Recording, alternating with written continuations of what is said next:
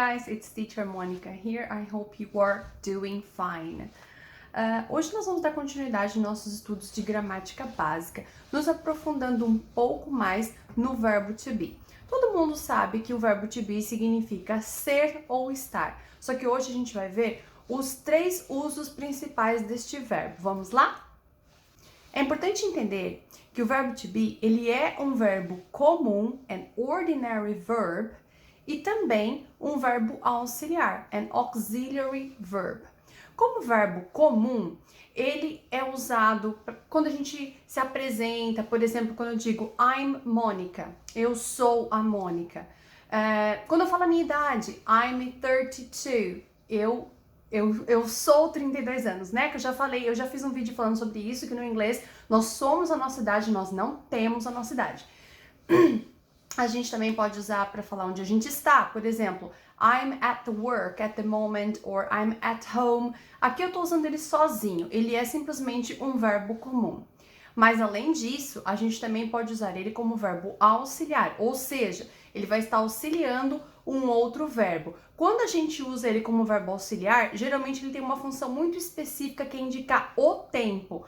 Nós vamos usar o verbo to be como auxiliar na voz passiva, passive voice, e também no tempo contínuo, também chamado às vezes de progressive, né? Quando a gente expressa uma ação que está em progresso, ele vai ter a mesma função, ele vai indicar o tempo. Agora eu vou explicar um pouquinho para vocês sobre a voz passiva e sobre continuous tenses. Começando pelo continuous tenses, pelo tempo contínuo. Quando uma oração está neste tempo verbal, ela indica uma ação em progresso, ou seja, algo está acontecendo, pode ser no presente, no passado ou no futuro. Por exemplo, eu vou fazer uma colocação aqui em inglês. My sister is cooking something.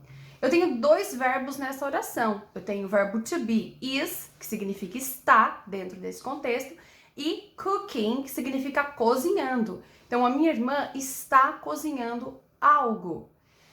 Cooking é o verbo principal. Por quê? Porque ele me indica que tipo de ação está acontecendo, que no caso é a ação de cozinhar. E o verbo is, está, indica o tempo. Ela está cozinhando neste momento. Se eu trocasse is por was, que é o verbo to be do passado, né? Pode ser estava, ou foi, ou era, também dependendo do contexto. Se eu trocasse is por was, eu estaria dizendo minha irmã estava cozinhando algo, ou seja, era uma ação que estava acontecendo no passado e não agora. Então, quando a gente usa o verbo to be no continuous tenses, ele tem a função de indicar o tempo. Sobre a voz passiva, o que é a voz passiva? A voz passiva, ela é diferente da ativa. Só mesmo colocando exemplos para vocês, para ficar bem claro para vocês, tá? Vamos colocar aqui uma oração na voz ativa. My father washed the car. Meu pai lavou o carro. Essa oração está na voz ativa. Por quê? Porque o sujeito da minha oração, que no caso é my father, meu pai, ele é quem pratica a ação. O meu pai lavou o carro. Ele que praticou a ação. Se eu pegar esta mesma oração, essa mesma ideia e colocar na voz passiva, ficaria assim: The car was washed by my father. Agora, o sujeito da minha oração é the car, não é mais my father. E esse sujeito não praticou ação alguma, ele recebeu uma ação. The car was washed by my father. O carro foi lavado pelo meu pai.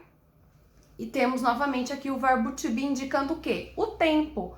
Was indica que essa ação aconteceu no passado, ok? Novamente, se eu colocasse futuro ou presente, né, o verbo to be ia ter essa função. Eu tenho o verbo principal, que é washed, que indica a ação de lavar, e o verbo to be acompanhando ali, indicando o tempo verbal.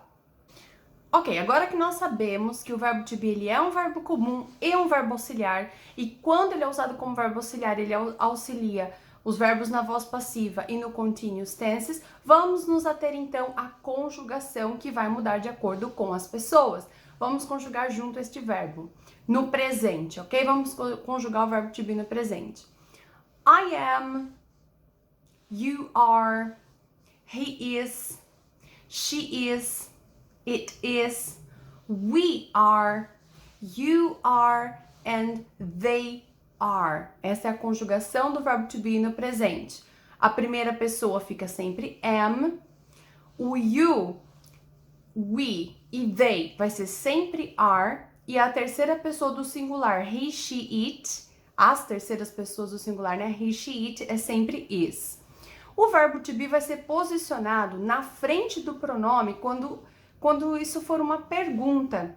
Quando eu falo I am, I'm Mônica, estou fazendo uma afirmação.